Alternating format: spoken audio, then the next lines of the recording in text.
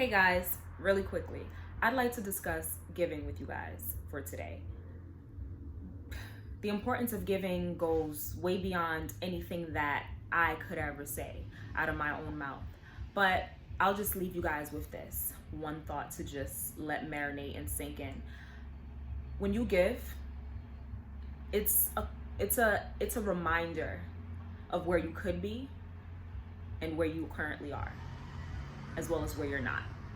Because if you're in a position for someone to be asking you, that means that you have something they don't, correct? So that in itself is a blessing.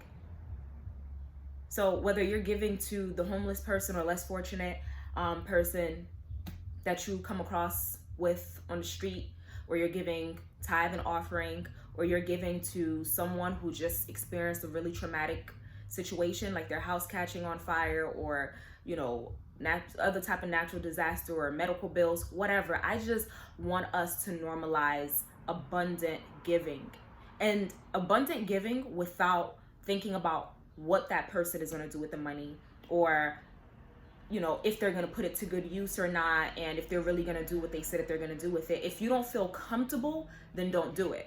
Not every moment requires for you to be Captain Save-Ums and just dishing out money to people just because they ask. I'm talking about that deep desire, that rooted feeling of like, I want to give, that type of giving. Not if you're a little bit skeptical about a particular person or a particular situation, then follow your instinct. You don't always have to say yes. But I just want to make sure that we understand the power in giving. There is so much power in giving because, like I said, if you're being asked to give, that means you have something that someone else doesn't. So that is very, very powerful. Very powerful, because it's a reminder of, like, no matter how bad you think you have it, no matter how much you think you don't have, no matter how much you're struggling currently, there's someone out there who is low enough to have to come and ask you, someone who feels like they already don't have enough for some. So how low do you gotta be to ask someone who already doesn't have enough? That is grace right there. Because if you say that you're in a position where someone is asking you to give, or you feel pushed to give, then let it be known to yourself that you're in a much better position than they are, because they don't know your situation. Most times, the person that is asking for something does not know your current, financial status. They don't know what you're going through. And so they don't know if you're struggling to make ends meet, and if you barely have it for yourself, and this, that, and the third. But they're putting all of that out the window just to ask you for something that they are so desperately in need of right now. And I hate when people try to, when we're talking specifically about like homeless people or less fortunate people, because of all the scams and stuff that are happening, where some homeless people are actually not homeless, or some people are just taking the money and using it to buy drugs and alcohol or whatever.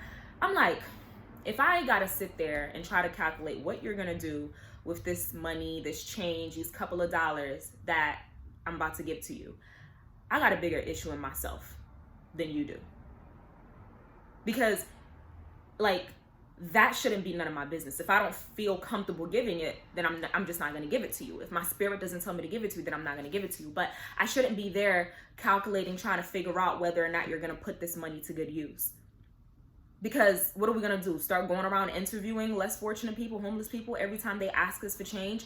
Oh, what are you going to do with this? Oh, don't, da, da, da, da, da. I already know he's going to use it for drugs, da, da, da, da. Like, now you just like dirtied your heart and your soul, because you're putting in all these things inside of your mind and inside of, your heart, that you don't even know whether it's true or not. And so what if they do?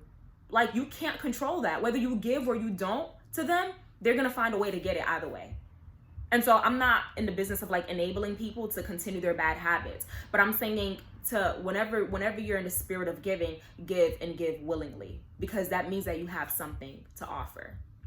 And so giving actually reminds me of a very popular Bible story, and most of you probably are already familiar with it. It's the one about the man who was an invalid for 38 years. So meaning he was crippled and couldn't walk for 38 years.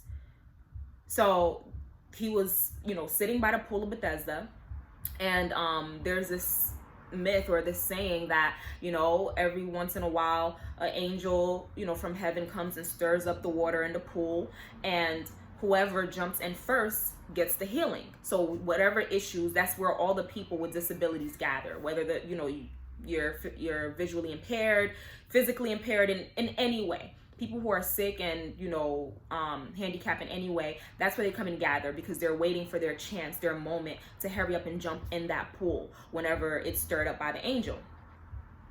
So then Jesus comes over there and he's just checking the scenery and everything like that. So fast forward, for those of you who are interested in the story, you can go ahead and check it out at your own time. But the point that I'm trying to make with that story is, when Jesus comes to the man and he asks him, do you want to get well?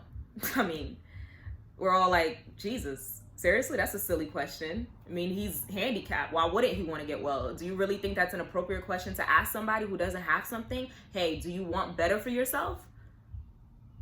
And so many preachers have preached that story with giving Jesus some type of like attitude and like condescending type of attitude, like, yo, do you even want to get well? After 38 years, you mean to tell me you couldn't manage some way, somehow to get in the water first before anybody else? And so now a lot of preachers and people who are translating this story, they're starting to realize that there's a different tone in the text. And one thing that I want to leave you guys with in regards to that story is, when Jesus asks, do you want to get well? He's not talking about the man's physical body, because Jesus knows he can heal that, like, in which he did. He told him, get up, pick up your mat and walk, right?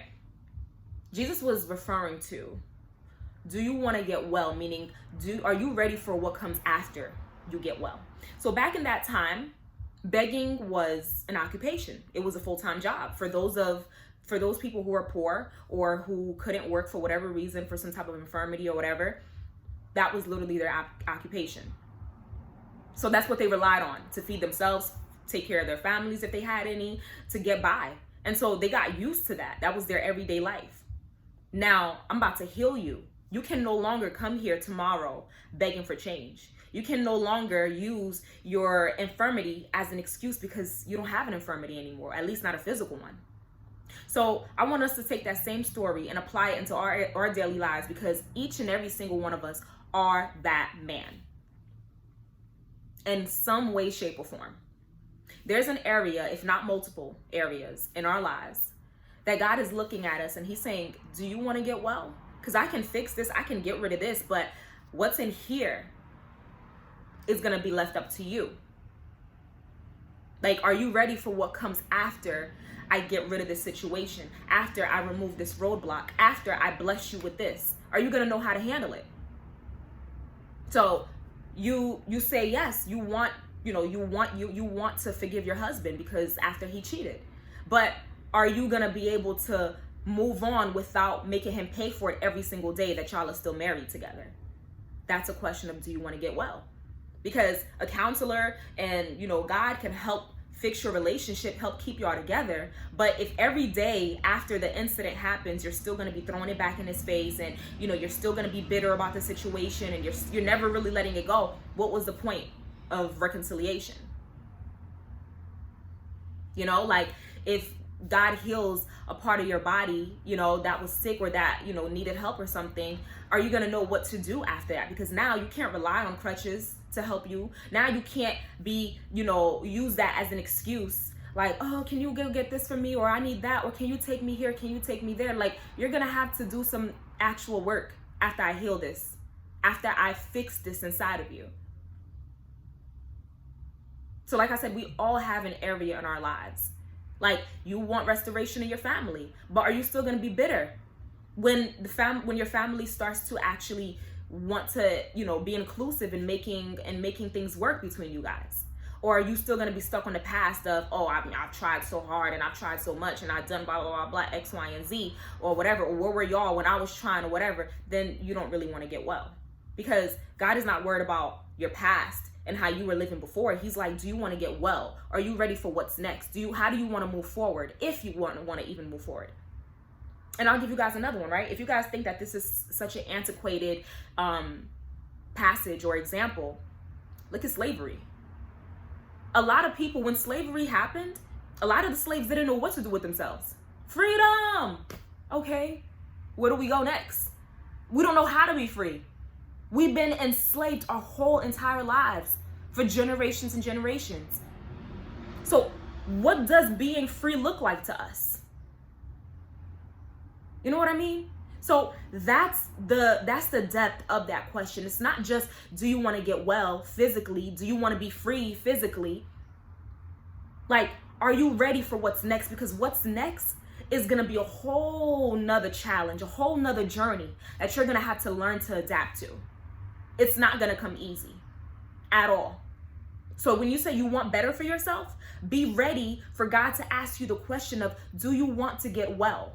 Are you sure you want to go down this road? Because you've been so comfortable at mediocre that when I start to push you towards better, you might actually break, because you're going to feel like now the world is collapsing on you, because you're not used to that type of pressure. You're used to just being, basic and just mediocre.